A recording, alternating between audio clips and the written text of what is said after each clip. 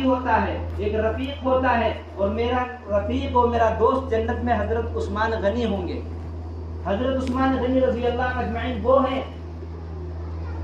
وہ صحابی ہیں جن کو ذی النورین کہا جاتا ہے۔ اللہ کے رسول صلی اللہ علیہ وسلم کی سب سے بڑی بیٹی حضرت رقیہ رضی اللہ عنہا کا نکاح آپ سے ہوا۔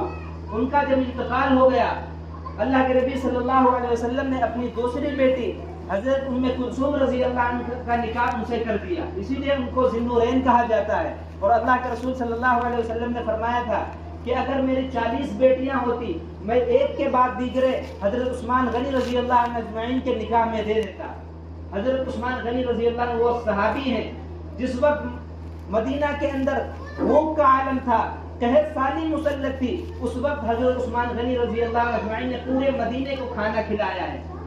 اللہ کے رسول صلی اللہ علیہ وسلم نے غزوہ تبوک کے موقع پر چندے کا اعلان فرمایا۔ حضرت ابوبکر صدیق رضی اللہ عنہ گھر کا سارا سامان لے آئے، حضرت عمر بن خطاب رضی اللہ عنہ آدھا سامان لے آئے، حضرت عثمان غنی رضی اللہ عنہ اجمعین نے 300 اونٹ لدے ہوئے اللہ کے رسول صلی اللہ علیہ وسلم کی خدمت میں پیش کر دیے۔ 300 اونٹ سامان سے لدے ہوئے اللہ کے رسول صلی اللہ علیہ وسلم کی خدمت میں پیش کر دیے، کہا یہ لے جائیے۔ پھر اللہ کے رسول صلی اللہ علیہ وسلم کو ضرورت ہوئی، آپ صلی اللہ علیہ وسلم نے